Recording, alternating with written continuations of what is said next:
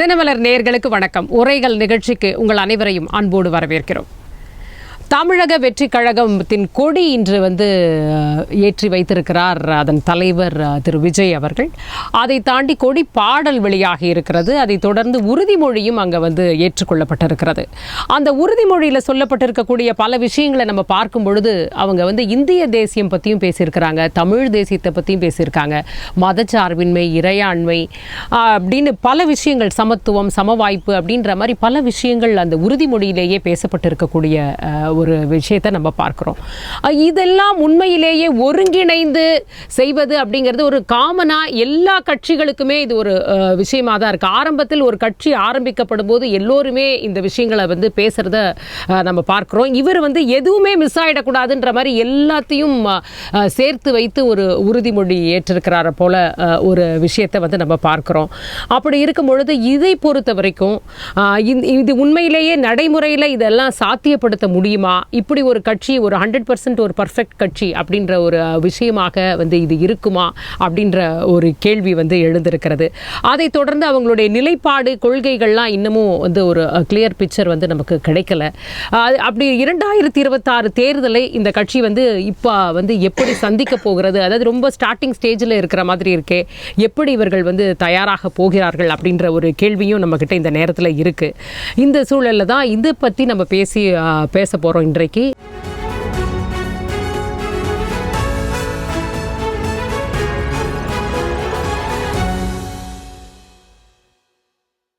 நம்மோடு 3 கருத்துரையாளர்கள் இணைந்திருக்காங்க. தமிழக வெற்றி கழகத்திலிருந்து அதன் செய்தி தொடர்பாளர் திரு ஜெகதீஷ் அவர்கள் நம்மோடு இணைஞ்சிருக்காங்க. வணக்கம் சார். மற்றும் இணையம் வழியாக இணைந்திருக்கிறார்கள் 2 கருத்துரையாளர்கள். அரசியல் விமர்சகர் திரு ரவிச்சந்திரன் அவர்கள் நம்மோடு இணைஞ்சிருக்காங்க. வணக்கம் சார். மற்றும் அரசியல் விமர்சகர் திரு நந்தகுமார் அவர்கள் இணைஞ்சிருக்காங்க. வணக்கம் சார். நந்தகுமார் சார், உங்ககிட்ட இருந்து ஆரம்பிக்கலாம். அப்படின்னு உறுதிமொழி எப்படி பார்க்கறீங்க? தமிழக வெற்றி கழகத்தின் உறுதிமொழி, அதுல இல்லாத விஷயமே இல்லையே, எப்படி பார்க்கறீங்க? இது வரவேற்க தகுந்த உறுதிமொழியா தான் நான் பாக்குறேன். இன்னும் தேவைப்படக்கூடிய நிறைய விஷயங்கள் இதுல சொல்லியிருக்காங்க. நீங்க சொன்ன மாதிரி நம்மளுடைய தேசியத்தை பத்தியும் பேசியிருக்காங்க, மாநிலத்தை பத்தியும் பேசியிருக்காங்க, மொழி உரிமையை பத்தியும் பேசியிருக்காங்க. அதே மாதிரி சாதி, மதம், சமயத்துக்கு அப்பாற்பட்டு பல்வேறு, அதாவது பிறப்பால எந்த இடத்துல இருந்தாலும் அந்த இடத்தை வச்சு கூட நம்ம அவங்கள டிஃபரன்ஷியேட் பண்ணக்கூடாது. எந்த ஒரு காரணத்தின் அடிப்படையிலையும் ஒரு சக மனிதனை இன்னொரு மனிதனத்துல இருந்து பிரிச்சு பார்க்க கூடாதுங்கிற ஒரு உயரிய நோக்கத்துலதான் அந்த உறுதிமொழி இருக்கு. அதோட இதையெல்லாம் நிறைவேற்றக்கூடிய ரெஸ்பான்சிபிள் இண்டிவிஜுவலா இருக்கணும் நானு அப்படிங்கறத அவர் மட்டும் இல்லாம அவருடைய கட்சி சார்ந்த ஒவ்வொரு உறுப்பினர்களும் தொண்டர்களும் அந்த உறுதிமொழியை ஏத்துக்க வைக்கிறதுங்கிறது உண்மையாலுமே வரவேற்கக்கூடிய ஒரு செயலா தான் பாக்குறேன். ஏன்னா அவர் வள்ளலாரையும் திருவள்ளுவரையும் தூக்கி பிடிக்கிறார். திருவள்ளுவர் சொன்ன பிறப்புக்கும் எல்லா உயிர்க்கும், அதேதான் வள்ளலாரும் சொல்றாரு, ஒத்தாரும் உயர்ந்தாரும் தாழ்ந்தாரும் எவரும் ஒருமையுளராகி உலகில் நடத்திட வேண்டும். அதே மாதிரி அவர் சொல்றது மனித நேயம்ங்கிறத விட வள்ளலார் அறிவுறுத்துறது ஆண்மநேய ஒருமைப்பாடு அப்படிங்கிறார். அப்ப திருவள்ளுவரையும் வள்ளலாருடைய கொள்கையும் தூக்கி பிடித்து இந்த மனித சமுதாயத்துக்கு ஒரு அரசியல் கட்சி ஆரம்பிச்சு அதன் மூலியமா ஒரு ஆட்சியை பிடித்து மக்களுக்கு தேவையான, மக்கள் வளர்ச்சிக்கு தேவையான திட்டங்களை கொண்டு தமிழகத்தை அடுத்த கட்ட வளர்ச்சி பாதைக்கு கொண்டு போகணும் அப்படிங்கிறதெல்லாம் ஒரு அடிப்படையா வச்சு சம வாய்ப்பு, சம உரிமை அப்படிங்கிறதையும் நிலைநாட்டணும் அப்படிங்கிறத சொல்றாரு. அவருடைய பாடல்லையும் அது ஒரு டிஃப்ரெண்டா டீகோட் பண்ணி இருக்கிறத நம்மளால பார்க்க முடியுது. அந்த யானையெல்லாம் வச்சு பார்க்கும்போது அது ஒரே ஒரு, எனக்கு என்ன விமர்சனம் ஆரம்பத்துல விஜய் மேல இப்ப இருக்குன்னா, இன்னைக்கு ஃபங்க்ஷனே கொடி அறிமுக விழா. அப்ப இந்த கொடி அறிமுகப்படுத்திட்டு அந்த கொடிக்கு உண்டான தத்துவத்தையும் தாத்பர்யத்தையும் நான் மாநாட்டுல சொல்றேங்கிறது ஏற்புடையதா இல்லை. ஏன்னா அவரே சொல்றாரு, மக்கள் கிட்ட நீங்க எல்லாரும் போய் சந்தோஷமா கெத்தா நீங்க இருக்கணும். இன்னைக்கு ஒவ்வொரு கட்சி தொண்டன்ட்டையும் அவங்க வீட்டுல பக்கத்து வீட்டுல இருக்கிறீங்களோ, ஃப்ரெண்ட்ஸோ, அக்கம் யாரா இருந்தாலும் உடனே கேட்கறதே உங்க தலைவர் கொடி லான்ச் பண்ணாரையா, அந்த கொடிக்கு பின்னாடி என்னையா கதைன்னு தான் கேட்பாங்க. இந்த அவரு சொல்லி இருந்தாருன்னா ஆளுக்கு ஒரு, இப்ப என்ன ஆகும்னாக்கா இவர் அந்த கதையை சொல்லாதனால இப்ப ஒவ்வொருத்தரும் ஒவ்வொரு ஸ்கிரிப்ட் எழுதிட்டு இருப்பாங்க. இப்ப சினிமால நம்ம ஸ்கிரிப்ட் எழுதுற மாதிரி. அப்ப இது தொண்டனாகட்டும் பொதுமக்கள் ஆகட்டும் எந்த ஸ்கிரிப்ட நம்புறது? இப்ப எனக்கும் ஒரு ஸ்கிரிப்ட் உண்டு. நான் இந்த படத்தை பார்க்கும்போது எனக்கு தோன்ற ஸ்கிரிப்ட் என்னன்னா, இந்த எலிபென்ட் மைண்ட் செட்னு ஒண்ணு சொல்லுவோம். இப்ப நீங்க சர்க்கஸ்க்கு எல்லாம் போனே பாத்தீங்கன்னாக்கா, யானைங்கிறது வந்து ஒரு பெரிய பலம் வாய்ந்த மிருகம். அந்த மிருகத்தை நீங்க அவர் கட்டி வச்சிருக்கிறது வந்து பாத்தீங்கன்னா, சாதாரண ஒரு சின்ன சங்கிலியால தான் நீங்க சர்க்கஸ்ல போனீங்கன்னா பாத்திருப்போம். அது சாதாரண சும்மா உதச்சதுன்னா அது பிச்சுக்கிட்டு போயிடும். ஆனாலும் அந்த யானை வந்து அந்த சங்கிலிய அக்கறதுக்கு என்னன்னு கேட்டீங்கன்னா, சின்ன வயசா அந்த யானை இருக்கும் போதே அந்த வயசுல அந்த சங்கிலியை அதனால வந்து அக்க முடியாது. அப்ப என்ன ஆகுதுன்னாக்கா, அந்த சின்ன வயசுல நம்மளால அக்க முடியாம போச்சுன்னு பல தடவை முயன்று அது தோத்து போனனால அந்த யானை விரக்தியில் ஆயிட்டு, இதுக்கு பேர் தான் மைண்ட் செட்னு பேரு. ஆரம்பத்துல நம்மளால முடியல, இனிமேல் எப்பயுமே நம்மளால முடியாம போயிடும் அப்படிங்கிறது தான் எலிபென்ட் மைண்ட் செட்னு சொல்லுவோம் நம்ம. இப்ப இந்த இடத்துல நான் என்ன பாக்குறேன்னா, அந்த இடத்துல வாக்காளர்களை நான் பாக்குறேன். என்னுடைய ஸ்கிரிப்ட் பிரகாரம் நான் சொல்றேன். அப்ப இந்த வாக்காளர்கள் அந்த யானையில என்ன காமிக்கிறாங்க, ஒரு பாகன் உட்கார்ந்து மக்களை எல்லாம் துன்புறுத்துற மாதிரி காமிக்கிறாங்க. அப்ப யானையினுடைய பலத்தை யானை அதிமதிச்சனாலதான் மேலே ஏறி உட்கார்ந்து இருக்க முடியுது. அந்த மேலே ஏறி உட்கார்ந்து இருக்கிறவங்க இன்னைக்கு ஆட்சி செஞ்சவங்க, இதுக்கு முன்னாடி ஆட்சி செய்த ஆட்சியாளர்கள்லாம் மக்களுடைய வாக்க வாங்கிட்டு மக்களை வந்து துன்புறுத்திட்டு இருக்காங்க, அந்த யானையினுடைய பலம் தெரியாம. அப்ப இந்த யானையை நாங்க ரெப்ரசென்ட் பண்றது என்னன்னா, மக்களுடைய ஓட்டு. மக்களை துன்புறுத்துறது, மக்களுடைய வாக்க வாங்கி அந்த பலமே என்னன்னு தெரியாம அந்த வாக்க நம்ம கொடுத்துட்டு, நம்ம கொடுத்த வாக்க வச்சே மக்களை வந்து துன்புறுத்துறாங்க போதுதான் இவர் அங்க உள்ளார வர்றதாவும் 2 யானை அந்த இடத்துல வந்து அந்த யானைக்கு வந்து அதுக்காக வந்து பேசுவோம் யாருக்கு அது வந்து பாதிப்பை ஏற்படுத்த இருக்கிறது நம்ம பேசலாம். வந்து நான் கேட்ட மாதிரி என்ன இப்படி எல்லாரையுமே ஸ்கிரிப்ட் எழுத வச்சுட்டீங்களே, இதையாவது சொல்லியிருக்க கூடாதா, இதுலயுமா ஒரு வந்து இன்னும் நாங்க வெயிட் பண்ணணுமா அப்படின்னு மக்களை வந்து ஏமாத்திட்ட மாதிரி தோணுச்சு. அதாவதுங்க, எங்களுடைய முதல் அறிக்கையில சொல்லப்பட்ட விஷயம் என்பது இந்த கொள்கை பிரகடனம், கொடி, கோட்பாடு ஆகியவை அனைத்துமே எங்களுடைய மக்கள் சந்திப்பில் நடக்கும். இந்த மக்கள் சந்திப்பு என்பது மாநாடு. இந்த மாநாடுக்கான வேலைகள் துவங்கி போயிட்டு இருக்கு. அடுத்த மாதம் நடக்கக்கூடிய வாய்ப்புகளும் இருக்கு அப்படிங்கிறது. கொடியை அப்பதான் அறிமுகப்படுத்துறத முதல்ல திட்டம். அப்ப எதற்காக இன்னைக்கு பண்ணோம் அப்படின்னா, இந்த மாநாட்டிற்கு வரும்பொழுதே எங்களுடைய தோழர்கள் வந்து இந்த கொடியோட வரணும். நம்ம கட்சி கொடியோட தாவக்க ஒவ்வொரு ஊர்ல இருந்து கிளம்பி வரும் பொழுது, நான் மதுரையில இருந்து கிளம்பி வரேன், கன்னியாகுமரியில இருந்து கிளம்பி வரேன், புதுக்கோட்டையில இருந்து கிளம்பி வரேன், எங்க இருந்து கிளம்பி வந்தாலும் நான் இந்த கொடியை சுமந்துட்டு வரணும் அப்படின்ட்டு அவங்க விருப்பப்படுறாங்க. அதற்காகத்தான் இந்த இது அறிவிக்கப்படுகிறது. எந்த திசையில் பயணிக்க போகிறோம் என்பது முதல் அறிக்கையிலே உங்களுக்கு தெரிஞ்சிருக்கும். பிறப்புக்கும் எல்லா உயிருக்கும் என்று சொல்லியிருக்கிறோம். தமிழக மக்களின் உரிமைகளுக்காக துவங்கப்பட்ட கட்சி இது. தமிழக மக்களின் உரிமைகளுக்காகத்தான் நாங்கள் நிற்போம். நாங்கள் வந்து இங்க பிளவுபடுத்தப்பட்ட அரசியல் இருக்கிறது. சிக்கலே இருக்கு. எல்லா கட்சியுடைய கொள்கையும் எடுத்து போட்ட மாதிரி இருக்கு. அந்த முதல் அறிக்கையும் சரி, இப்போ உங்களுடைய கொடியுமே சரி, இப்போ வந்து எல்லோ, இந்த கலர் ரெட்டு, இதெல்லாம் பார்த்தீங்கன்னா ஒவ்வொன்றும் ஒவ்வொரு கட்சிகளுடைய இதில் இருக்கக்கூடிய ஒரு விஷயங்களாகத்தான் நம்ம பார்க்குறோம்.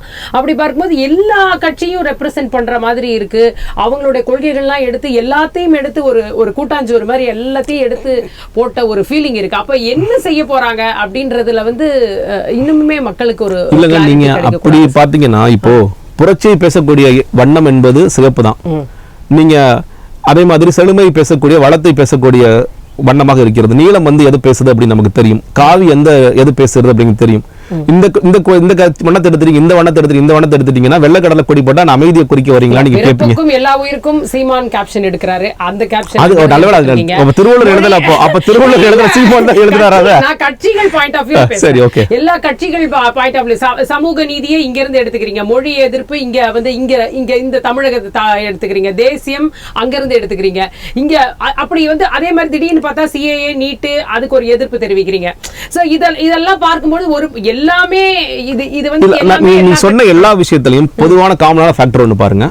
கருத்தியல் ரீதியாக இந்த தமிழக மக்களுக்கு, தமிழக மண்ணுக்கு எதிராக இருந்ததா? அது சிஏஏ விஷயமா இருக்கலாம், இல்ல நீட் விஷயமாக இருக்கலாம், நீங்க சொல்ற எல்லா விஷயம் பிறப்புக்கும் எல்லா உயிருக்குமா இருக்கலாம். கருத்தியல் ரீதியா இவர் தவறா சொல்லிட்டாருங்க, இவர் நீட் ஆதரிச்சிருக்கணும், இல்ல இது தமிழக மக்களுக்கு எது சரியோ அதன்படி நிற்கின்றோம். சிஏஏ விஷயத்தில் தமிழக மக்களுக்கு எது சரியோ அதன்படி நிற்கின்றோம், இந்திய மக்களுக்கு எது சரியோ அதன்படி நிற்கின்றோம். அப்படிங்கிற அந்த கருத்தியல சரியாக இருக்கிறோம்.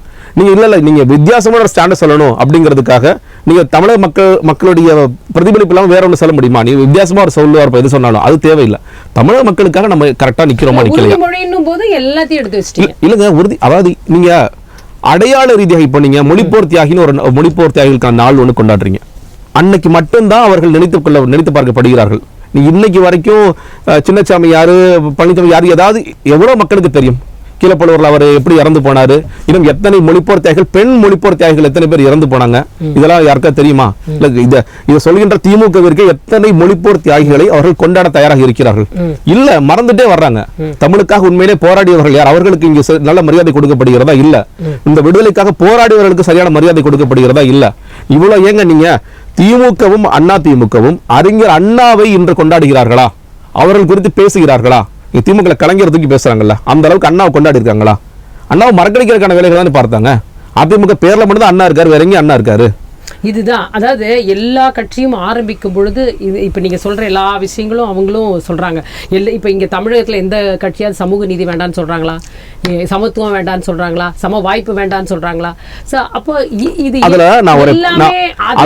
வந்து இன்னொரு பேச்சில் மட்டும் இல்லாமல் நீ சமூக நீதின்னு சொல்கின்ற திமுக வேங்கை வயல் பிரச்சனை, மேல்பாதி திரௌபதி அம்மன் கோயில் பிரச்சனை, நீங்க ஆணவ கொலைகள் பிரச்சனை, எல்லா பிரச்சனைகளும் சமூக நீதியின் பக்கம் நிற்கிறார்களா, அல்லது இந்த ஏரியால நமக்கு பெரும்பான்மை சமூகத்துடைய வாக்குகள் தான் வேணும், நம்ம அந்த பக்கம் நிற்கலாம் நிற்கிறார்களா அப்படிங்கிற ஒரு கேள்வி இருக்கு.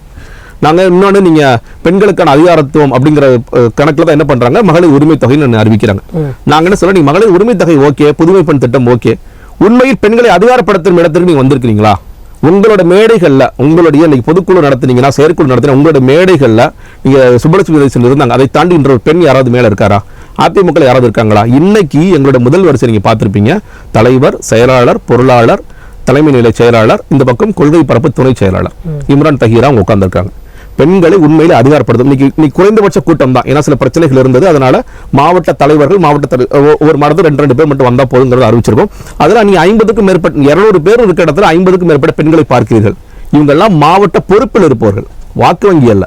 நாங்க வந்து இவங்களை வாக்கு வங்கியாக உருவாக்கல, இவங்களை உண்மையிலேயே அதிகாரப்படுத்தணுங்கிறதுக்காக நாங்கள் செய்யறோம். அப்ப சமூக நீதி என்பது பேச்சளவில் இல்லாமல் செயலளவில் இருக்கிறதா இல்லைங்கிறத கேள்வியா நீங்க எழுப்பணும். அது மற்ற கட்சிகள் இல்ல, எங்க கட்சியில இருக்கு, அதெல்லாம் நாங்க வேறுபடுறோம். ரவிச்சந்திரன் சார், இந்த ஜெகதீஷ் அவர்கள் சொல்ற அந்த விஷயத்தை மட்டுமே வைத்துக்கொண்டு நம்ம வந்து அந்த உறுதிமொழியில சொல்லப்பட்டிருக்கக்கூடிய அந்த விஷயங்கள்லாம் அப்படியே அவங்க பின்பற்றுவாங்க அப்படின்னு எடுத்துக்க முடியுமா? அந்த மெசேஜ் தான் அந்த உறுதிமொழியை பார்க்கும்போது மக்களுக்கு கிடைக்குதா? நீங்க எப்படி பாக்குறீங்க இந்த விஷயத்தை? நான் வந்து அந்த கொடியை பார்த்தேன். அந்த கொடியில வந்து ஸ்ரீலங்கால இருக்கக்கூடிய 2 நிறங்களும் கண்டிப்பா இருக்கு. ஸ்ரீலங்காவுடைய கொடியில இருந்து எடுக்கிறதுக்கு என்ன காரணம்ன்றது வந்து தெரியல. அதற்கு அவருடைய மாமனார் அந்த நாட்டை சார்ந்தவராக இருக்கலாம். 2 யானை இருக்கிறது, அது கேரளத்தை நோக்கி அவர் பயணிப்பதற்காக இருக்கலாம். 28 நட்சத்திரம் இருக்கு, அது இந்திய தேசத்தினுடைய 28 மாநிலத்தை அவர் சொல்றாருன்னு இருக்கலாம். ஆனா அதுல 23ல வந்து பச்சை நிறம் வந்து விட்டது. மீதி 5 நட்சத்திரங்கள்ல வந்து நீல நிறம் வந்திருக்கிறது, அல்லது வெள்ளை நிறமான எனக்கு சரியா தெரியல. இது எனக்கு என்ன எச்சரிக்கையை கொடுத்ததுன்னு எனக்கு தெரியல. இது கொடியை வச்சு நான் பேசுறேன். விஜய் என்பவர் அரசியலுக்கு வரணும்னு நினைக்கின்ற, வெகுகாலமாக அந்த ஒரு எண்ணத்தோடு இருக்கின்ற ஒரு நேர்மையான மனிதர். அதுல எனக்கு எந்த சந்தேகமும் இல்லை. அவருக்கு இருக்கக்கூடிய 40+ பெண்களுடைய வாக்கு சதவிகிதமும் 25- அந்த ஆண்களுடைய வாக்கு சதவிகிதமும் உண்மையிலேயே பெரிய விஷயம். அதை அவர் நேர்மையாக பயன்படுத்தி கொள்வார் அப்படின்னு நான் நம்புறேன். ஆனால் நீங்க கொடிங்கிறத வச்சு உறுதிமொழியெல்லாம் நிறைய பேசுறதுனால நான் இந்த கருத்துக்களை எடுத்து வைக்கிறேன். 2வது, அந்த 2 யானையும் வெள்ளை நிறத்தில் இருப்பதற்கான காரணம் நான் பாக்குறேன். ஏன்னா நமக்கு நம்ம நாட்டுல இருக்கக்கூடிய நிறங்கள் என்ன அப்படிங்கிறதையும் நான் பாக்குறேன். ஆனால் அந்த வீடியோ நான் பார்த்தேன், அதுல வந்து நிறைய நல்ல விஷயங்கள் தான் சொல்லப்பட்டிருக்கு. அதுல இந்த 2 வெள்ளை யானை அந்த 2 கருப்பு யானையை தூக்கி போடுது.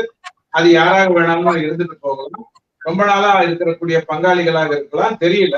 அவர் ஏதோ சொல்ல வந்திருக்காரு, சொல்லணும். ஆனால் எல்லா தேசிய கீதமும் ஒரே விஷயத்தான் சொல்லும். எந்த தேசிய கீதமாவது அடுத்த நாட்டுக்காரன சாவடிக்குது, அவனுக்கு காசு சாப்பாடு போடாது அப்படின்னு சொல்லுமா? இல்ல. எந்த தேசிய கீதமாவது நம்ம நாடு இருக்குத்தான், அவங்களுக்கு எல்லாம் இல்ல அப்படின்னு சொல்லுமானா? இல்ல.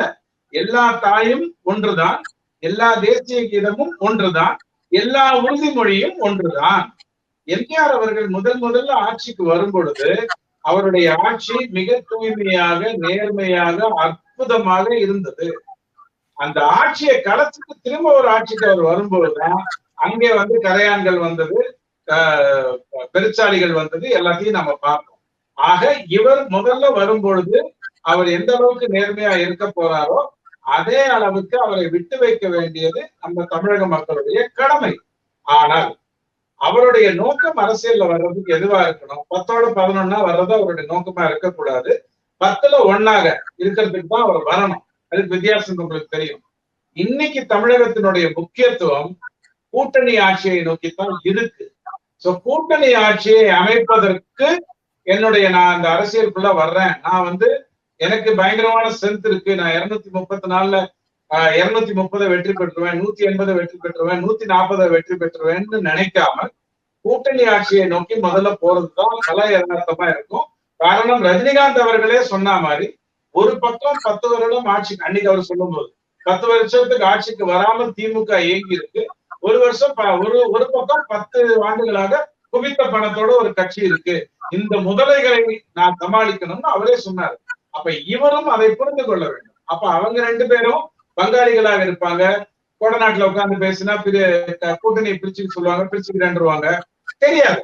ஆனால் இந்த 2 பேரை தவிர மற்றவர்களோடு ஒரு கூட்டணி அவர் அமைத்துக் கொள்ள வேண்டும். அவர் பாஜக விரும்புறாரா விரும்பலையா அதெல்லாம் பத்தி எனக்கு கவலை இல்லை. ஆனால் கூட்டணி ஆட்சியை நோக்கி அவர் போனார்னு சொன்னால் உண்மையிலே நல்லது. 2016லயே தமிழ்நாட்டுக்கு அந்த நல்லது வருவதற்கான வாய்ப்புகள் இருந்தது.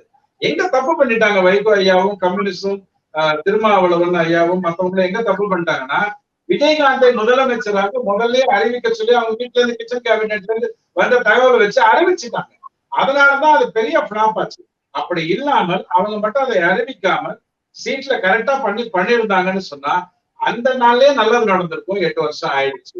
இப்பவாது இவர் என்ன பண்ணணும் அப்படின்னு சொன்னா, கூட்டணி ஆட்சி அப்படிங்கறத நோக்கி, கூட்டணி ஆட்சி, கூட்டணி தேர்தல் இல்ல, கூட்டணி ஆட்சி அப்படிங்கிற நோக்கத்தோட இவர் வந்தாருன்னு சொன்னா தமிழ்நாட்டுக்கு இப்ப தேவையே செக்ஸ் அண்ட் பேலன்ஸ் தான். ஒருத்தர் தப்பு செஞ்சாங்கன்னா இன்னொருத்தர் எடுத்து சொல்லணும். கொல்கத்தால ஒரு விஷயம் நடந்ததுன்னா அதை பெருசா பேசிட்டு இங்க வந்து நாம் தமிழர் கட்சி சார்ந்த ஒருவர் பண்றாருன்னா கட்சி அந்த தப்பு என்னைக்குமே பண்ணாது. ஆனால் அந்த நபரை சுட்டி காட்டக்கூடிய தைரியம் வேணும். அந்த மாதிரியான ஒரு அரசியலுக்குள்ள நம்ம போகணும். அதுதான் தமிழ்நாடு ரொம்ப நாளா எதிர்பார்த்துட்டு இருக்கு. இல்லைன்னா விட்டு விட்டு இந்த திமுக அதிமுகங்கிறதுக்குள்ளே நம்ம சுழட்டு கொண்டிருக்கோம். விஜய் அதுல ஒரு தெளிவை ஏற்படுத்தணும். 2வது ரொம்ப முக்கியமான ஒரு விஷயம், அது டாஸ்மாக்ல பில்ல கொண்டு வருவேன், கனிம வளத்தின் தவறு நடக்காம பார்த்துப்பேன், ஏன்னா அதுல நிறைய அவங்க சம்பந்தப்பட்டவங்க இருக்காங்க, மணல் விஷயத்துல நான் நேர்மையா இருப்பேன். இப்படி யதார்த்தங்கள். அந்த நேற்று வரைக்கும் பேசுனது நடிகர், அவர் பேசுறத நம்ம பெருசா எடுத்துக்கணுங்கிற அவசியம் இல்லை. இன்னில இருந்து பேச போறது ஒரு கட்சியின் தலைவர். அந்த கட்சியின் தலைவர் பேசும்போது இந்த பொறுப்புகளோட நிறைய விஷயங்களை பேசணும். இதை நான் எதிர்ப்பேன், அதை நான் எதிர்ப்பேன் சொல்லணும். ஜல்லிக்கட்டுங்கிறது அங்க ஒரு மாடு வருது, உடனே ஜல்லிக்கட்டை ஞாபகப்படுத்துறாங்க, ரொம்ப சந்தோஷம்.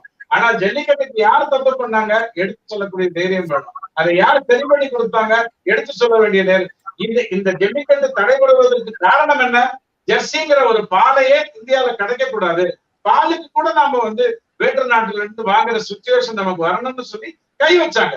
சோ இதையெல்லாம் தைரியமாக எடுத்துக் கொள்ளக்கூடிய தன்மையை அவர் வளர்த்துக் கொள்ள வேண்டும். செஞ்சாருன்னு சொன்னா கண்டிப்பா விஜய்க்கு இருக்கக்கூடிய நல்ல ஆதரவு, நிறைய ஆதரவு அவருக்கு இருக்கு, நேர்மையான ஆதரவு இருக்கு. சலனமற்ற மனிதர்களுடைய வாக்குகள் அவருக்கு கிடைக்கும். அது பெண்களா இருக்கட்டும் அல்லது இளைஞர்களா இருக்கட்டும். கரைப்படியானது இவர் மட்டும் இல்ல, இந்த வாக்காளர்கள் கூட கரைப்படியாதவர்கள். நான் சொல்றது அந்த பெண்களும் 25க்கு கீழே இருக்கிறவங்களும். அப்படிப்பட்ட ஒரு சூழ்நிலையை வைத்துக் கொண்டு இவர் பெரிய கேம் விளையாடினாருன்னா ரொம்ப நல்லா இருக்கும். ரஞ்சி டிராபி தான் விளையாடுவேன்னு சொன்னார்னா, அல்லது டிஎன்பிஎல் தான் விளையாடுவேன்னு அவர் சொன்னார்னா, நான் அதை குறைச்சு மதிப்பிடல, அதுதான் விளையாடுவேன்னு சொன்னார்னா 10-11 அவர் இருக்கிறத தவிர வேற வழி இருக்காது. 2வது, கூட்டணி அமைக்கிறதுனால ஒருத்தருடைய சித்தாந்தத்துக்கு நானும் நீங்களும் ஒத்து போகணுங்கிற அவசியமே கிடையாது. ஒரு விவசாயி ஒரு நிலத்துல அந்த பருவத்துக்கு அந்த வியாபாரத்துக்கு அவங்க கிட்ட கையில இருக்கிற பணத்துக்கு எது முதலீடு போட்டா எது லாபம் வருமோ அதை செய்வது போலதான் தேர்தல் கூட்டணி. சோ தேர்தல் கூட்டணிங்கிறது உண்மையிலேயே ஒரு லாபத்தை நோக்கி போடுறதுதான். அவர் சொல்ற கருத்துக்கெல்லாம் இவர் பதில் சொல்லணுங்கிற அவசியம் இல்ல, இவர் சொல்ற கருத்துக்கெல்லாம் மத்தவங்க பதில் சொல்லணுங்கிற அவசியமே கிடையாது. அவங்க பாத்துக்கோங்க, அவங்கள போய் கேட்டுக்கோங்க. அப்படின்னு சொல்லக்கூடிய ரைட், நம்ம பேசலாம் புரிஞ்சுக்க முடியுது, நம்ம பேசலாம். நந்தகுமார் சார், இந்த இடத்துல சொல்லுங்க. இப்போ வந்து அவர் புள்ளியில் நிற்கிறார், கூட்டணி அமைக்கணும் அப்படின்னு. ஆனால் ஒரு திரைத்துறையிலிருந்து வந்து ஒரு அரசியலுக்கு வருபவருக்கு வந்து என்ன விதமான சிக்கல்கள், சவால்கள் இருக்க முடியும்? அதுவும் இந்த காலகட்டத்தில் முன்னாடி இருந்த நிலை வேற, இப்போ இருக்கக்கூடிய இப்போ ஒரு சின்ன அசைவு கூட இன்னைக்கு வந்து எல்லாமே வெளியில் தெரியக்கூடிய ஒரு சூழல், எல்லாரும் விமர்சனம் பண்ணக்கூடிய சூழல் நம்ம பார்த்தோம். ரஜினி அவர்கள் முதல் நாள் சூப்பர் ஸ்டார்ன்ற வரைக்கும் எந்த விமர்சனமுமே இல்லை. அரசியல்னு அவர் என்னைக்கு சொன்னாரோ அன்னைக்கு அவர் வந்து பலவிதமான விமர்சனங்களுக்கு உள்ளானார். இப்போ விஜய் என்ற ஒரு மனிதர் வந்து அவரை வந்து பார்க்கும்போது பொதுவாகவே அதிகம் பேச மாட்டார்னு அந்த துறையில் இருக்கிறவங்களே சொல்லுவாங்க. ஸோ அவரால் இந்த மாதிரியான விஷயங்களை வந்து சமாளிக்க முடியுமா? 2026 அப்படிங்கிறது ரொம்ப ஷார்ட் டைம் தான் இருக்கு. இந்த கட்சிகள்லாம் வந்து ரெடியாக இருக்காங்க, இவங்களுக்கு எல்லா விதமான வந்து அனுபவம் இருக்கிறது, பலம் இருக்கிறது, சில பேருக்கு ஆட்சி அதிகாரங்கள் இருக்கிறது, எல்லாம் இருக்கு. ஸோ இவருக்கு முன்னாடி இப்ப இருக்கக்கூடிய பெரிய சவால்களா, சிக்கல்களா, என்னென்ன விஷயங்களை பார்க்குறீங்க? ரொம்ப நீண்ட நெடிய கேள்வி. இது நான் பாக்குறது, நீங்க சொன்ன மாதிரி ஒரு நடிகரா இருந்து இன்னைக்கு கட்சிக்கு வரும்போது இது வரைக்கும் அவங்க வந்து விஜய் மக்கள் இயக்கம் தான். இன்னைக்கு வரைக்கும் அவங்க கட்சி சார்பா அவங்க அனௌன்ஸ் பண்ணிருக்கிறது வந்து 10 போஸ்ட் தான் அனௌன்ஸ் பண்ணிருக்காங்க அதிகாரப்பூர்வமா. கட்சி ரெஜிஸ்ட்ரேஷனுக்கு வந்து 5 பேரை கொடுத்திருக்காங்க. அது சொன்ன மாதிரி முன்வரிசையில உட்கார்ந்து இருந்தவங்க விஜய், புசி ஆனந்த், பொருளாளர் ராஜசேகர், பொருளாளர் வெங்கட்ராமன் அண்ட் கொள்கை பரப்பு செயலர் தகிரா பானு. அடுத்தது சேர்க்கை அணின்னு சொல்லிட்டு ஒரு 5 பேர் அனௌன்ஸ் பண்ணிருக்காங்க. அந்த 5 பேர்ல 2 பேர் வந்து மகளிர். இந்த 10 பேர் தான் வந்து இன்னைக்கு அதிகாரப்பூர்வமா கட்சியில அனௌன்ஸ் பண்ணப்பட்ட போஸ்ட். இப்ப மீதி இருக்கக்கூடிய பொலிட்டிக்கல் பார்ட்டியினுடைய அபிஷியல் பேரர்ஸ் எல்லாமே இந்த மாநாட்டுக்கு அப்புறம் தான் அவங்க வந்து அபிஷியலா அனௌன்ஸ் பண்ண போறாங்க. எந்த இடத்துல பெரிய சேலஞ்ச் வரும்னா, இன்னைக்கு ஒரு மக்கள் இயக்கமா ஒரு பணியை நடத்துறது வேற, ஒரு அரசியல் இயக்கமா அந்த கட்சியை கொண்டு போறக்கூடிய தலைமை பண்புகள் வேற. அப்ப இன்னைக்கு இருக்கக்கூடிய அந்த நற்பணி மன்றத்துல மக்கள் இயக்கத்தில் இருக்கக்கூடிய அத்தனை அபிஷியல் பேரர்ஸையும் அரசியல் கட்சி சார்ந்த பதவியில கொண்டாந்து உட்கார வைக்க முடியுமானா கண்டிப்பா முடியாது.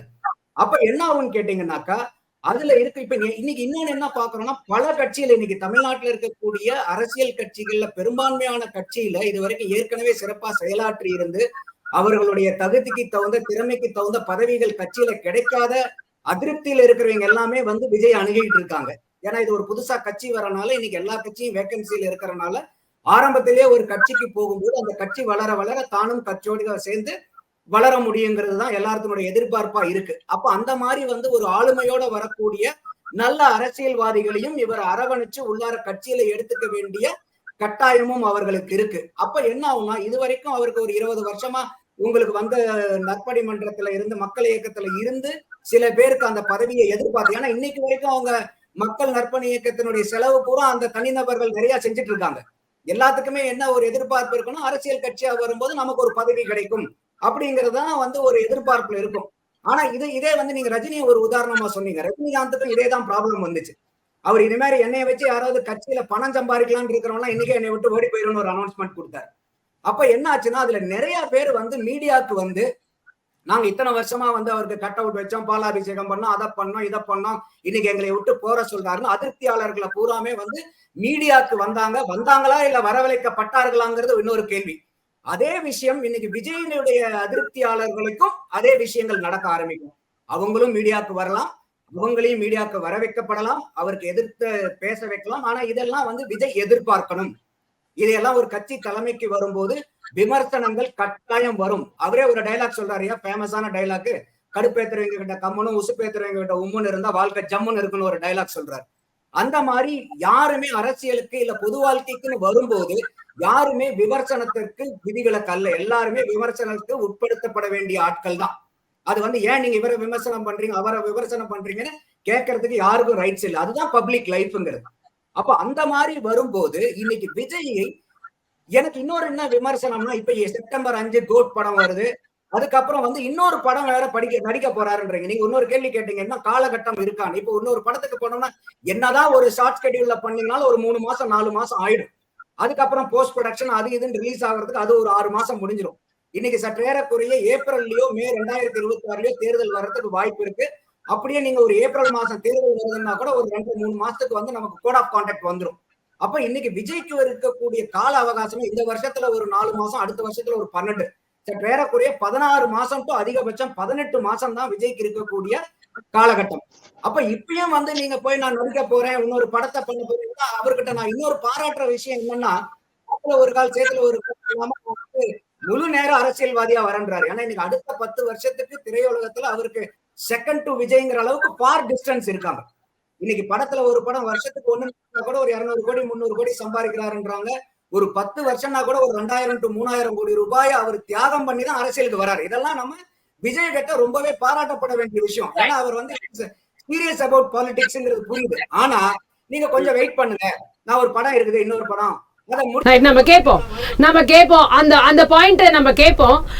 ஜெகதீஷ் சார் சொல்லுங்க. அதாவது ரொம்ப கம்மி டைம் தான் இருக்கு, 18 மாதங்கள் தான். அவர் சொல்றது வந்து இன்னொரு படமும் நான் பண்ணிட்டு நான் வருவேன் அப்படிங்கிறது வந்து இன்னுமே ரொம்ப ஷார்ட் டைமா இருக்கு அப்படிங்கிறது. இன்னொன்னு இந்த விமர்சன பார்வைகள் எல்லாம் எந்த அளவிற்கு அவர் எதிர்கொள்ள தயாராக இருக்கிறார்? விஜய் என்ற மனிதர் வந்து ஒரு முழுநேர அரசியல்வாதியா இந்த படம் முடிஞ்ச பிறகுதான் மாறுறாரா, இல்ல இப்பவே அதுக்கான மாற்றங்களே மனதளவில் அவர் வந்து என்னென்ன பிரச்சனைகள் வரும் அதெல்லாம் நம்ம எதிர்கொள்ள முடியுமா அப்படின்றத யோசிச்சுட்டு தான் களம் இறங்கியிருக்காரு. அதாவதுங்க, ஒருத்தருக்கு வந்து அரசியல் களத்திற்குள் வந்த பிறகு நேரடியாக மறைமுகமாக ப்ரெஷர் கொடுக்கறதுங்கிறது ஒன்று.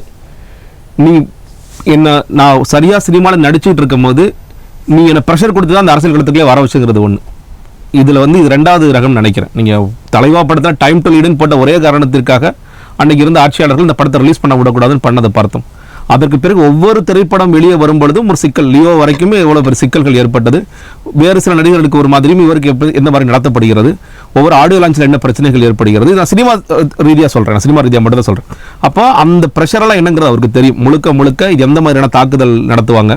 இப்போ நீங்கள் நான் முன்னாடி சொன்னேன், இப்போ கருத்தியல் ரீதியாக உங்களை தாக்க முடியாட்டி குடும்ப ரீதியான தாக்குதலை தொடுப்பாங்க.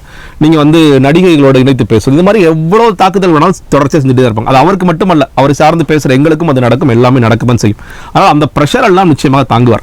இன்னொன்று, இன்னைக்கு பார்வைக்கு நமக்கு வந்து இந்த கட்சியில் யார் ஒரே முகம் என்று கேட்டால் அது அவராக மட்டும்தான் இருக்கிறார். அதனால நம்மளோட எதிர்பார்ப்பு என்னவா இருக்குன்னா, அப்ப அவர் சினிமாவுக்கு போயிட்டு அந்த கட்சி முழுவே தொய்வு அடைஞ்சு பேசாமல் இருக்குமோ, கட்சி சைலண்ட் மோடுக்கு போயிடுமோ? இல்லை.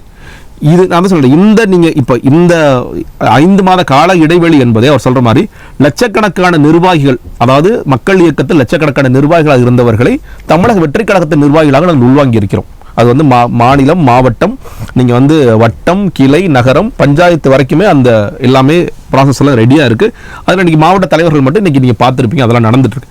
அப்போ இவர் ஒருவரை மட்டுமே நம்பி இந்த கட்சி இருக்கிறதா, இல்லை 2ஆம் கட்ட தலைவர்கள் பல பேர் உருவாக போகிறார்கள் என்றால் 2ஆம் கட்ட தலைவர்கள் நிறைய பேர் உருவாக போகிறார்கள்.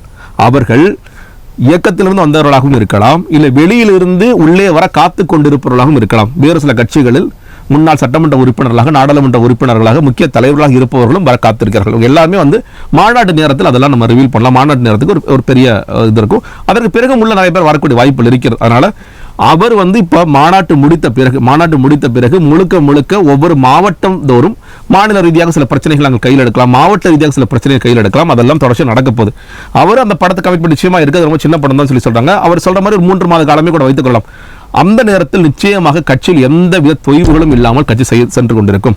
இப்போ எங்கள்கிட்ட நாங்கள் ஒரு மீடியா டீம் இருக்கோம்னா தினம் அவருடைய ஒப்புதலின் பேரில் அவருடைய அறிக்கையெல்லாம் காமிச்சு இந்த விஷயங்களுக்கு நம்ம நிலைப்பாடுகள் என்ன அப்படிங்கிறது ரீதியா நாங்க தயாரா இருக்கோம் அப்படின்னு சொல்றீங்க. ஆனா உங்க முன்னாடி இருக்கிறவங்க பல வருடமாக இந்த தேர்தல் அரசியல்ல இருக்கிறவங்க, அப்ப 2026 நேரடியா கூட்டணியே இல்லாமல் அவர்களை சந்திக்க முடியுமா? ஒரு தேர்தல் வியூகம் வகுக்கிறதுக்கு கூட ரொம்ப டைம் வந்து அவங்க கிட்டே நீங்க போய் நீங்க கூட்டணியே இருந்தாலும் அவங்க கிட்ட ஒரு நெகோசியேட் பண்றதுக்கான ஒரு விஷயத்தையும் நீங்க அந்த அடிப்படையில இங்க உருவாக்க வேண்டிய அவசியம். நான் ஒன்னு நம்பர்ஸ்ல பேசுறேங்க. நீங்க வந்து மெம்பர்ஷிப் டிரைவ் மார்ச் 8ஆம் தேதி துவக்குறோம். 3வது நாள் வந்து செய்தி என்பது 48 லட்சம் வரைக்கும் உறுப்பினர்கள் சேர்ந்துள்ளார்கள் அப்படிங்கிறது. அதற்கு பிறகு இந்த ஆப்ல கொஞ்சம் சிக்கல்கள் எல்லாம் ஏற்பட்டது, பிரச்சனை இல்லாம ஆச்சு. அதற்கு பிறகு தொடர்ச்சியாக உறுப்பினர் சேர்ந்து கொண்டே இருக்கிறார்கள். நீங்க உள்ள வரும்பொழுதே ஏற்கனவே பலமான கட்டமைப்பு எங்களிடம் இருக்கிறது. அந்த பலமான கட்டமைப்பு கடைசி நிலை என்று சொல்லும் பொழுது பூத் கமிட்டியில் ஆட்கள் இருக்காங்க. நீங்க அரசு தேர்தல் பாஷையில் நான் பேசுறேன்னா பூத் கமிட்டியில் ஆட்கள் இருக்காங்க. இத்தனை லட்சக்கணக்கான உறுப்பினர்கள் ஏற்கனவே வந்து விட்டார்கள். அதனால நீங்க புதிதாக நாங்கள் சில விஷயங்களை ஏற்படுத்த இன்னும் ஒவ்வொரு வாட்டியும் நீங்க ஒவ்வொரு கட்சியோட நிலைப்பாடு என்ன, மாநாட்டில் நடக்க போகின்ற விஷயங்கள், மக்கள் சந்திப்புகள், இவர் செல்ல போகின்ற நடைபயணங்கள், இது எல்லாமே இன்னும் அதிகமான மக்களை தான் எங்கள்கிட்ட கொண்டு வந்து சேர்க்க போகுது. அப்ப அது எல்லாம் சேர்ந்து டிசைட் பண்ணோம். நாங்கள் இப்போ எங்களோட டார்கெட் என்ன சொல்லியிருக்கோம், 2 கோடி உறுப்பினர்களை நாங்கள் இணைக்க வேண்டும்.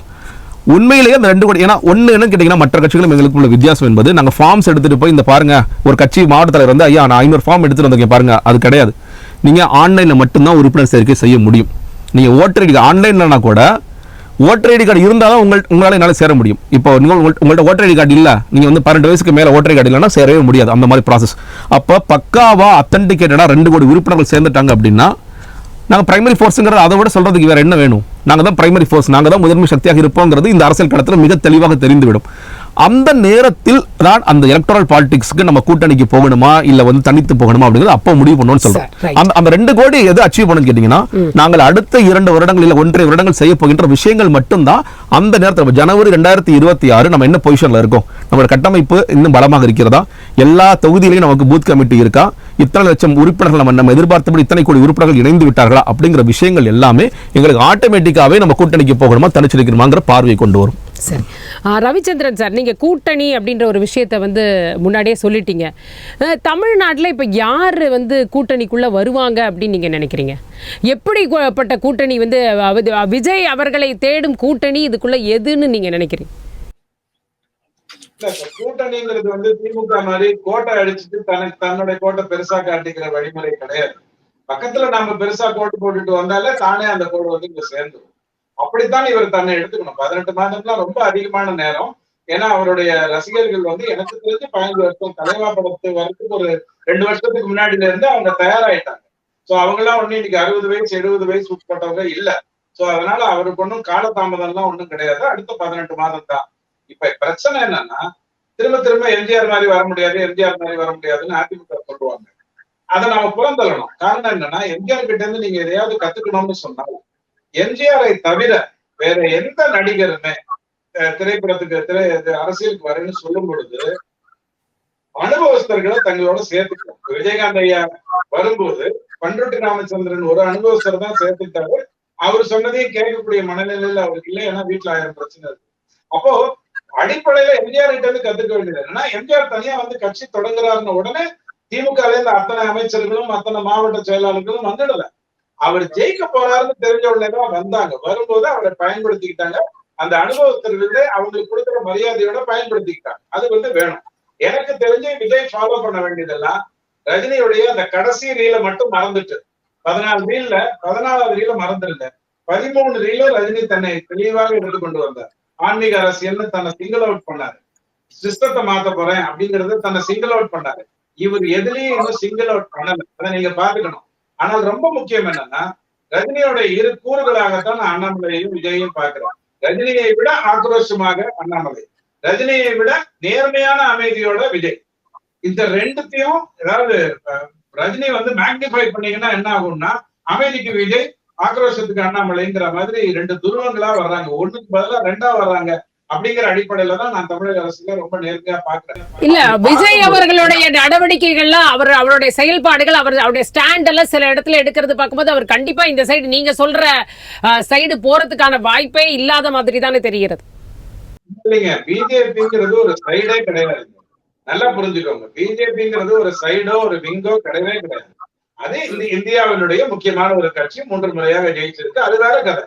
இவர் வந்து பிஜேபியோட இணையணும், கூட்டணி வைக்கணும் அப்படின்னா நான் சொல்லல. நான் சொல்ல வர்றது, ரஜினியுடைய முதல் 13 ரீலையும் கரெக்டா ஃபாலோ பண்ணி நல்ல வேலையா ரஜினி மாதிரி ரொம்ப காலம் தாழ்த்தாம ஐயோ டாக்டர் எல்லாம் உயிர் போயிடும் சொல்லிட்டாங்க அப்படின்ற லெவலுக்கு கொண்டு போகாம அழகான வயசுலயே வராரு. 2வது, ரஜினி அவர்கள் எப்படி தன்னை அழகா சிங்கிள் அவுட் பண்ணாரோ, கட்சி வேற ஆட்சி வேற, அந்த தெளிவா இருந்தா நல்லது. அதே மாதிரி ரஜினி தன்னுடைய 2 கட்சியுமே திமுக அதிமுக 2த்தையுமே பகாசுரங்கள்னு எதிரியா நினைச்சாரு. அதே மாதிரி இவர் நினைச்சாருன்னா எல்லா விதத்திலயும் ரஜினி அவரை ஃபாலோ பண்ணலாம். அந்த 14வது ரீல மட்டும் மறந்துட்டா போருங்கிறது என்னுடைய தகவலா வைக்கிறேன். ஆனால் விஜய் அவர்கள் செய்ய வேண்டியது, இனி நிறைய பேசணும். இதுக்கு பேசுவேன், இதுக்கு பேச மாட்டேன், நீட்டை பத்தி தெரியாம பேசிடுவேன். நீட்ல வந்து 2016க்கு முன்னாடி ஒரு 500 பேர் லிஸ்ட் எடுங்க. கொழுத்த பணக்காரனும் மெத்த படித்தவனும் இருப்பான். 98 99. 2017ல இருந்து 2024 500 பேர் எடுங்க. 70-80 மார்க் வாங்கினவனும் மருத்துவத்துக்கு வந்திருப்பான். 1 கோடி 2 கோடி வச்சிருக்கிறவனும் மருத்துவத்துக்கு வந்திருப்பான். இந்த மாற்றத்தை புரிந்து கொள்ளாமல் ஒரு கருத்து சொல்லிடக்கூடாது. சிஏஏ வந்து ஒரு 32,315 பேர் சம்பந்தப்பட்டதுன்னு தெரியாம கருத்து சொல்லிடக்கூடாது. அதுல எல்லாம் கொஞ்சம் ஜாகிரதையா இருந்தாருன்னா, விஜய் அளவாக பேசக்கூடியவர், அளந்து பேசக்கூடியவர், தெளிவாக பேசக்கூடியவர். அதனால அவர் வந்து கண்டிப்பா நல்லா வருவார், அதுல எந்த மாற்று கருத்தும் எனக்கு இல்ல. ஆனால் கூட்டணி தான் முதல் படின்னு அவர் போகணும். இல்லைன்னா என்ன ஆகும், அதிமுக எப்படி எம்ஜிஆர் மாதிரி வர முடியாது, எம்ஜிஆர் வர முடியாதுன்னு சொல்லுவோம், அந்த மாதிரி திமுக என்ன பண்ணும், தனியா நின்று தைரியத்தை காட்ட சொல்லுங்கன்னு. கூட்டணியோட வந்தா இது பாமக இல்ல, இது பாமக 30% இருந்தது, பிஜேபினால அது 23 குறைஞ்சிச்சுன்னா கதை விடும். திமுக தனியா நிக்கவே நிக்காது, நிக்கிறதுக்கு தைரியமும் கிடையாது அதுக்கு.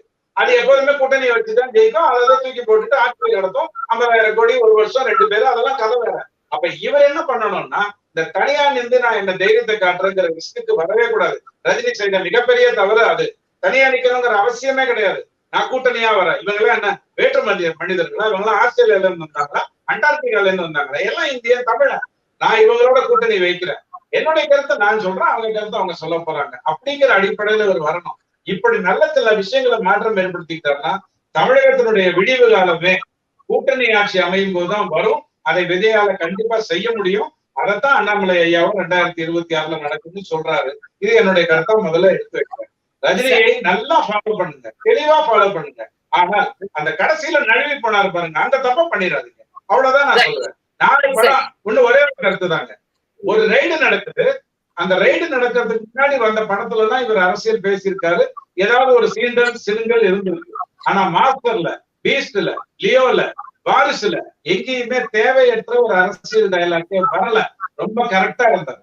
இதுதான் தைரியம். இது பதிக்கிட்டாருன்னு நான் சொல்லவே மாட்டேன். இதுதான் தைரியம். நான் படம் எடுத்திருக்கேன், படத்துல என்ன பேசணுமோ அதை பேசுறேன். ஓகே, அந்த படத்துல தப்பு தவறா தெரிஞ்சோ தெரியாமலோ எவனோ எழுதி கொடுத்தான்னு சிங்கப்பூர் ஜிஎஸ்டியை பத்தி பேசிட்டேன் அப்படிங்கறதோட நிறுத்திக்கிறது ஆண்மை. அதுதான் வீரம். அதை விஜய் அழகா செய்யறாரு. 4 படத்திலையும் அவர் அரசியல் பேசுறார். இப்படி தன்னைத்தானே அழகாக மேற்கோள் காட்டி கொண்டு வந்தார் என்று சொன்னால் தமிழகத்தில் மிகப்பெரிய மாற்றம் வரும். அந்த மாற்றம் என்னவா இருக்கும்னா, திமுக இல்லாத, அதிமுக இல்லாத ஒரு கூட்டணி ஆட்சி அமையும். அப்ப என்ன ஆகும்னு கேட்டீங்கன்னா, யார் இவர்களோடு வருவார்கள்ங்கிறது வந்து அந்த 2 பேர் வந்தாலும் வராட்டியும் வித்தியாசம் இல்லாமல் போயிடும். நிறைய பேர் வருவாங்க, பெரிய அளவுல வருவாங்க. ரைட். இது நந்தகுமார் அவர்கள்ட்ட அந்த கேள்வியை வைப்போம். அவரும் அது ஐயா சொன்னார், அண்ணா அப்படின்னு யார் சொல்கிறாங்களோ அவங்களுக்கு மாற்றாக இருக்க மாதிரி இருக்குது அதை பார்க்கும்போதே அப்படின்னு வந்து சொன்னார். இப்போ ரவிச்சந்திரன் அவர்கள் வந்து கூட்டணி வேணும் அப்படிங்கிறாரு. அப்போ திமுக அதிமுக இல்லாத கூட்டணி அப்படின்னா அது என்ன கூட்டணி, அதற்கான வாய்ப்புகள் இருக்கா? ஏன்னா திமுக கூட்டணி உடஞ்சாதான் நிஜமாவே அங்கிருந்து வர முடியும். அப்போ அதற்கான சாத்தியக்கூறுகள் இங்கே இப்போ இருக்கா களத்தில்? அந்த கூட்டணி உடையாமல் நீங்கள் நிச்சயமாக வந்து வாக்கு சதவிகிதத்தை தாண்டி ஒரு ஆட்சி அமைப்பதுன்றது இப்போதைய நிலைமையில நம்ம இப்ப இருக்கக்கூடிய தரவுகள் பிரகாரம் வாய்ப்பு இல்லைன்னு தான் தோணுது. சோ அதற்கான சாத்தியக்கூறுகள் இருக்கா அப்படின்னா எந்த கட்சிகள் வருவதற்கான வாய்ப்பு இருக்கிறதா நினைக்கிறேன்? இது 2026 என்னுடைய பார்வை, என்னுடைய பல நேர்காணல்களை சொல்லியிருக்கேன். 2026க்கு கூட்டணி ஆட்சியில தான் வாய்ப்பு அதிகமா இருக்கு. ஆனா இப்ப ரவி சார் சொன்னதுல வந்து எனக்கு இன்னொரு மாறுபட்ட கருத்து இருக்குன்னா, ஒரு பிஜேபியினுடைய கருத்தை வலுப்படுத்துறதுக்கோ இல்ல எடப்பாடியினுடைய கருத்தை வலுப்படுத்துறதுக்கோ இல்ல டிஎம்கே கருத்தை வலுப்படுத்துறதுக்கோ விஜய் வரல. அது வரவும் கூடாது. அப்படி அந்த 3 பேர்த்து கூட போய் சேர்ற மாதிரி இருந்தா அந்த 3 கட்சியில ஏதோ ஒரு கட்சியில போய் அவர் சேர்ந்துக்கலாம். சோ அதனால வந்து விஜய் வரணும். ஆனா விஜய் வந்து தனியா நின்னாருன்னா கண்டிப்பா he can play only the spoil sport. Contributing sport பண்ணவே முடியாது. நான் வந்து எல்லாரும் நீங்க சொன்ன மாதிரி ரவி சார் சொன்னார், இல்ல திமுக வந்து உங்களை வந்து நீங்க தனியா நில்லுங்கன்பாங்க, கூட்டணி இது எல்லாமே செய்வாங்க. அவர் சொன்னது 100க்கு 100 உண்மை. ஏன்னா ஊரு 2 ஆனா கூத்தாடிக்கு கொண்டாட்டம்னு ஒரு பழமொழி இருக்கு. அப்ப இன்னைக்கு வந்து ஏற்கனவே தமிழக அரசியல் களம் 2024லயே என்ன பார்த்தோம், DMK alliance, ADMK alliance, BJP alliance, நாம் தமிழர் 4. அப்ப இப்ப இன்னைக்கு விஜயம் வரும்போது 2026ல 5ஆ மாறுச்சுன்னா இதை விட ஒரு அரிய வாய்ப்பு திமுகவுக்கு கிடையாது. ஏன்னா திமுக இன்னைக்கு வரைக்கும் 2வது தடவை ஜெயிச்சதா சரித்திரமே கிடையாது. கூட்டணியில் இல்லாமையும் வந்து அவங்க வந்து ஜெயிச்சது கிடையாது. அதோட இந்த 2024 தேர்தலினுடைய நம்பர்ஸ் எல்லாம் எடுத்து பார்க்கும்போது இத்தனை நாள் வந்து திமுகவினால கூட்டணி கட்சிகள் பலம் பெற்றுட்டு இருந்ததை பார்க்க முடியுது. ஆனா 2024 தேர்தல்ல கூட்டணி கட்சியினாலதான் திமுக பலம் அடைஞ்சிருக்கு. ஏன்னா திமுகவுக்கு மட்டும் இப்ப நின்ன 22 தொகுதி, போன 22 தொகுதி, போன தடவை 24 தொகுதி நிக்கிறாங்க. அதுல ஒண்ணு கணேசமூர்த்தி மதிமுக, இன்னொன்னு ரவிக்குமார் வந்து விடுதலை சிறுத்தைகள். அது ரெண்டையும் எடுத்துட்டு 22க்கு 22 பாத்தீங்கன்னா 14,85,000 ஓட்டு காணா போச்சு. அதோட கூட்டணி கட்சிக்கு 23 லட்சம் ஓட்டு போச்சு. அது 23 லட்சத்துல 15 லட்சம் ஓட்டு திமுகக்கே போச்சு.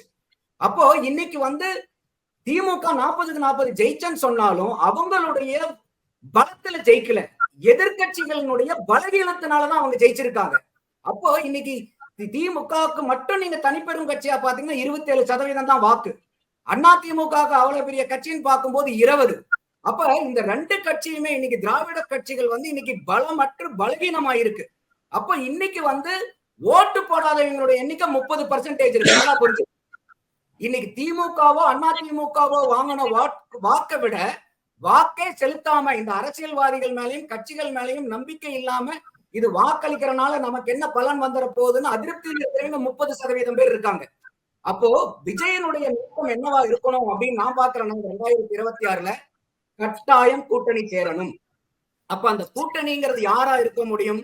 ஒண்ணு இன்னைக்கு இருக்கக்கூடிய காலகட்டத்துல இது வரைக்கும் ஆட்சியை பிடிக்காம திமுகவோ அதிமுகவோ பிஜேபியோ எல்லாத்தையும் சமதளத்துல வச்சு எதிர்த்துட்டு இருக்கக்கூடிய ஒரு நாம் தமிழர் கூட அலைன் ஆகிறதுக்கு ஒரு நேச்சுரல் அலையன்ஸ் வாய்ப்பு ஒண்ணு இருக்கு. அடுத்தது இன்னைக்கு இவர் தேசியத்தை பத்தியும் பேசுறாரு, கான்ஸ்டிடியூஷனை பத்தி பேசுறாரு, அதே சமயம் வந்து மாநில உரிமைகளை பத்தியும் பேசும்போது ஒரு காங்கிரஸுக்கும் வாய்ப்புகள் அதிகமா இருக்கு. என்ன காரணம்னா இன்னைக்கு காங்கிரஸ்னுடைய ஒவ்வொரு மீட்டிங் எடுத்து பாத்தீங்கன்னாலும் ஏகப்பட்ட குளறுபடிகள் ஒவ்வொரு மீட்டிங்லயும் நடந்துட்டு இருக்கு. ஒவ்வொரு காங்கிரஸ் கட்சிக்காரங்களும் புகஞ்சுகிட்டு இருக்காங்க. ஒரு விடுதலை சிறுத்தைகளுக்கோ இல்ல வந்து ஒரு கம்யூனிஸ்டுகள் பேசுற அளவுக்கு விஜய் அவர்களுக்கு யாருடைய வாக்குகள் பெரும்பான்மையா வரும் அப்படின்னு நீங்க நினைக்கிறீங்க? எந்த வாக்குகளை குறிவைத்து இந்த கட்சி எந்த வாக்குகளை ஈர்க்கும் அப்படின்னு நீங்க நினைக்கிறீங்க? விஜயை பொறுத்த வரைக்கும் வந்து பாத்தீங்கன்னா அவருடைய ட்ரெண்ட்ல இருக்கும் போது he can cut across the lines. இது இந்த வாக்கு தான் இல்ல, அவர் வந்து சிறுபான்மையினரோட வாக்கை வந்து தாராளமா எடுக்க முடியும், தலித்துகளுடைய வாக்குகளை எடுக்க முடியும். அதே மாதிரி அவருடைய கட்சி தொண்டர்கள் அனைத்து கட்சிகளிலும் இருக்கிறாங்க. சோ இந்த மாதிரி அவர் வந்து எல்லா இடத்துலயும் மத சார்பற்றவங்களுக்கு எடுக்க முடியும், மத சார்புள்ளவங்க கிட்ட இருந்தும் அந்த வாக்கை எடுக்க முடியும். ஆனா இவ்வளவு தூரம் நீங்க equal able to cut across the லைன்ஸ்னா கூட ஆட்சி அமைக்கிற அளவுக்கு தனியா வர முடியுமானா டெஃபினட்டா வர முடியாது. ஏன்னா இன்னைக்கு வந்து இருக்கக்கூடிய நிலைமை அந்த மாதிரி இருக்கு. சுத்தி இருக்கிறவங்களா சொல்லுவாங்க, தலைவா தனியா நின்ன தலைவா நம்ம சமாளிச்சிடலாம், நம்ம பாருங்க எவ்வளவு கூட்டம் வருது, ஷூட்டிங்ல பாக்குறீங்களா, அங்க பாக்குறீங்களா, நம்ம தனியா நின்னாவே போதுன்பாங்க. எதுக்கும் காது கொடுக்காதீங்க. ரஜினிகாந்த் ஒரு கதை சொன்னாரு இல்லையா, எனக்கு காது கேட்காது அப்படிங்கிற மாதிரி. அப்போ ஒரு அடிப்படையில் இருக்கக்கூடிய தொண்டனோ ஒரு கட்சியில இருக்கக்கூடிய ஆளுங்களோ பார்க்காத தொலைநோக்கு பார்வையோ ஒரு தலைவனா பார்க்கணும். அப்ப அந்த தலைவனுக்கு தெரியும் யதார்த்தமான அரசியல் களம் என்னங்கிறது. அந்த யதார்த்தமான அரசியல் களத்தை அவர்கிட்ட கொண்டு போய் சேர்க்கிற அளவுக்கு அவரை சுத்தி இருக்கக்கூடிய அந்த வட்டத்தை அவர் முதல்ல உடைச்செறியணும். அப்ப அவர் வந்து மக்கள் சாதாரண கட்சியினுடைய அடிப்படை தொண்டன் கூட இன்னைக்கு விஜய போய் பார்த்து பேசி அவருடைய நல்லது கெட்டதை சொல்ற அளவுக்கு இருக்கணும். ஏன்னா இன்னைக்கு திருப்பி ஒரு ஷூட்டிங் போனாருன்னு வச்சுங்க, இவர் என்ன வாகினி ஸ்டுடியோக்கும் ஜெமினி ஸ்டுடியோக்குமா போய் கட்சிக்காரங்க அவரை பார்த்துட்டு இருக்க முடியும்? அப்ப அதனாலதான் சொல்றாங்க, இவ்வளவு பிரச்சனைகள் இருக்கும்போது காலகட்டங்கள் ரொம்ப கம்மி. ஏன்னா அரசியல் பொறுத்த வரைக்கும் 2 வருஷங்கிறதும் சில நேரத்துல ரொம்ப குறுகிய காலம், 2 நாளுங்கிறது கூட ரொம்ப அதிகமான காலம். அப்ப இவருக்கு இன்னைக்கு வரும்போது அடிப்படை வந்து நம்ம கட்டமைப்பை ஏற்படுத்த வேண்டிய கட்டாயத்தில் இருக்காரு. உட்கட்சியில பிரச்சனை வந்தா சமாளிக்க வேண்டிய சூழ்நிலையில இருக்காரு. பல சிக்கல்கள் இருக்குன்னு சொல்றீங்கன்னு புரிஞ்சுக்க முடியுது. நிறைய பார்வையா எடுத்துக்கிறேன். இவ்வளவு சிக்கல்களையும் அவர் உணர்ந்து இருக்கிறாரா? அவர் சொன்ன மாதிரி அவரை சுற்றியும் ஒரு வட்டம் இருக்கிறது, அந்த வட்டத்தை உடைக்க வேண்டிய அவசியம் இருக்கிறது அப்படின்னு சொல்றாரு. அதை வந்து அவர் முழுவதுமாக உணர்ந்து இருக்கிறாரா?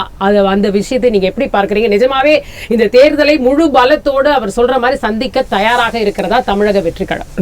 தயாராக இருக்கின்ற காரணத்தினால்தான் 2 வருடங்களுக்கு முன்னாடியே அந்த கட்சி துவக்கப்படுகிறது. எனக்கு வந்து எல்லாமே அவருக்கு தெரியும். இது இந்த பிரஷர் வரும், நமக்கு என்ன மக்கள் என்ன எதிர்பார்ப்பாங்க, நம்ம மக்களுக்கு என்ன கொடுக்க போறோம், எல்லா விஷயங்களும் தெரிந்த காரணத்தில் தான் வரார்.